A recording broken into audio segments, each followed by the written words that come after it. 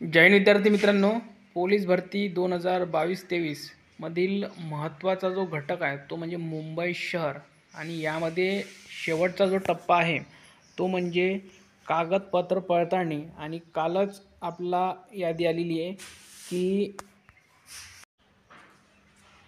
आपले प्रमाणपत्रे डॉक्युमेंट हे ऑनलाईन सबमिट करायचे आहे। आणि एका पत्रामध्ये असं लिहिलेलं आहे की जर तुम्ही ऑनलाईन सबमिट केले नाही तर तुमचे डॉक्युमेंट चेक होणार नाही। आणि दुसऱ्या याच्यामध्ये काय लिहिलेलं आहे की तुम्ही जरी डॉक्युमेंट सबमिट केले असेल तरी डॉक्युमेंट व्हेरिफिकेशनसाठी ते ओरिजिनल आणायचे आहे। तर दोन्ही याच्यामध्ये विद्यार्थी कन्फ्यूज आहे, कोणती कोणती डॉक्युमेंट सबमिट करायची आहे, संपूर्ण माहिती आपण A to Z या व्हिडिओमध्ये घेणार आहोत। कोणतंही कन्फ्युजन तुम्हाला उरणार नाही। आणि कोणत्या लिंकवर जाऊन तुम्हाला हे सबमिट करायचं आहे तर याची लिंकसुद्धा आपल्या टेलिग्राम चॅनलवर मी दिलेली आहे। त्या लिंकवर जायचं आहे, कशा प्रकारे फॉर्म डॉक्युमेंट सबमिट करायचे, PDF फाईल वगैरे संपूर्ण आपण तुम्हाला सांगणार आहोत। विद्यार्थी मित्रांनो, ज्यांना काही डाऊट असतील की नेमकं कसं सबमिट करायचं त्यांनी मला कमेंट बॉक्समध्ये कमेंट करा। सर्व विद्यार्थ्यांना आपण हेल्प करणार आहोत, ठीक आहे। कोणीही घाबरण्याची गरज नाही आहे आणि एकदम घाई करू नका। आपल्यापाशी वेळ किती आहे ते सुद्धा सांगतो आपण की किती तारखेपर्यंत तुम्ही सबमिट करू शकता। तर व्यवस्थित आपण बघूया। तर बघा विद्यार्थी मित्रांनो, आपले प्रत्यक्ष जे डॉक्युमेंट चेक होणार आहे ते होणार आहे विद्यार्थी मित्रांनो 3 तारखेपासून, म्हणजे 3 मार्चपासून, ठीक आहे। हे सर्वांच्या लक्षात आलं असेल, ठीक आहे। त्यानंतर बघा आपल्याला महत्त्वाचं जे तारीख दिली आहे त्यांनी ती दिलेली आहे ऑनलाईन आपल्याला जे सबमिट करायचं आहे ते प्रमाणपत्रे कोणते कोणते सबमिट करायचे आहे आणि कोणते कोणते डॉक्युमेंट सबमिट करायचे। इथे पहा त्यांनी काय म्हटलेलं आहे, आवेदन अर्जात नमूद केलेली सामाजिक व समांतर आरक्षण व इतर आवश्यक प्रमाणपत्राच्या नोंदणीप्रमाणे सादर प्रमाणपत्राच्या PDF तयार करून या लिंकवर या संकेतस्थळावर जाऊन आवश्यक त्या प्रमाणपत्राची PDF फाईल 24/2/2025 ते 28/2/2025 पर्यंत आपल्याला सबमिट करायचे। म्हणजे कालपासून अशी लिंक सुरू झालेली आहे आणि आपल्याला 28 तारखेपर्यंत हे सबमिट करायचं आहे, ठीक आहे।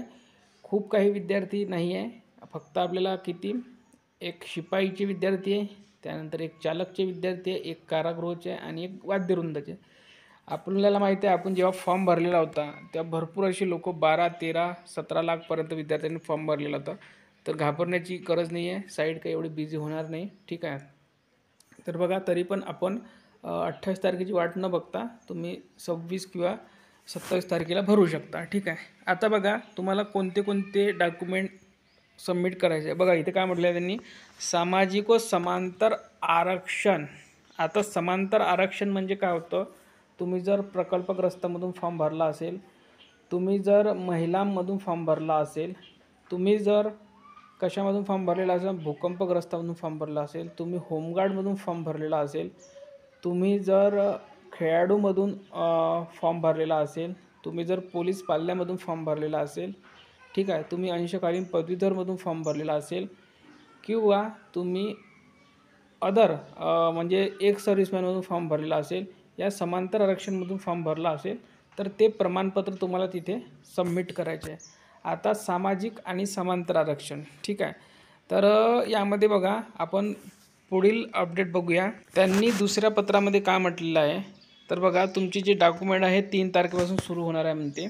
आणि उमेदवारांनी त्यांच्या आवेदन अर्जात नमूद केलेल्या सामाजिक व समांतर आरक्षण व इतर आवश्यक प्रमाणपत्राच्या नोंदणीप्रमाणे प्रमाणपत्राच्या PDF या संकेतस्थळावर जमा केल्या असल्या तरी, इथे बघा तरी सर्व उमेदवारांनी आवेदन अर्जासह सर्व आवश्यक ती मूळ कागदपत्रे पडताळणी वेळी सोबत घेऊन येणे क्रमप्राप्त आहे, ठीक आहे।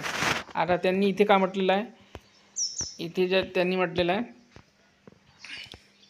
कागदपत्र जर तुम्ही अटॅच केले नाही, इथे बघा अखेरपर्यंत जमा कराव्यात।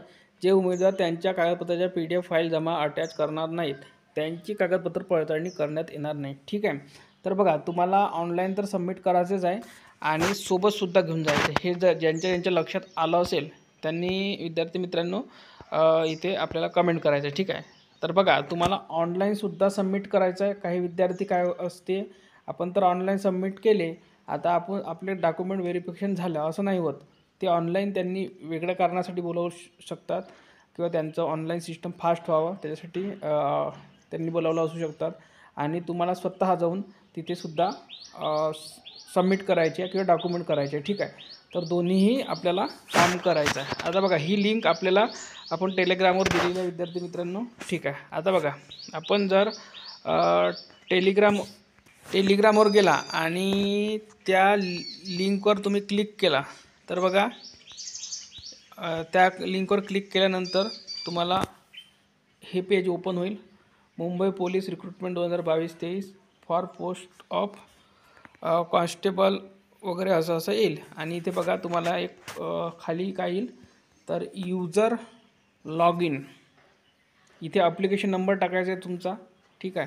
ॲप्लिकेशन नंबर कुठे मिळेल तर तुमच्या हॉल तिकीटवर सुद्धा असेल, जे तुम्ही ऑनलाईन डाउनलोड केलेलं होतं किंवा तुम्ही फॉर्म भरले असेल त्याच्यावरसुद्धा असेल, किंवा तुम्हाला ॲप्लिकेशन नंबर माहीत नसेल तर विद्यार्थी मित्रांनो तुम्ही इथे बघा फॉरगॉट ॲप्लिकेशन नंबरसुद्धा आहे.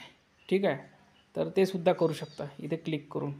त्यांनी सर्व काही सुविधा तिथे दिलेली आहे. ठीक आहे. इथे बघा फॉरगॉट म्हणजे तुम्ही चेंजसुद्धा करू शकता. तर बघा इथे काय करायचं, ॲप्लिकेशन नंबर टाकायचा तुमचा, तुमची डेट ऑफ बर्थ टाकायची व्यवस्थित आणि इथं OTP सेंड OTP याच्यावर तुम्ही क्लिक केलं तर ज्या मोबाईल नंबरवर तुम्ही फॉर्म भरलेला आहे किंवा ईमेलवर फॉर्म भरलेला आहे तिथे तुम्हाला OTP, ठीक आहे, तो OTP इथे सबमिट करायचा आहे आणि मग अशा प्रकारे तुमच्या पुढे पेज ओपन होईल.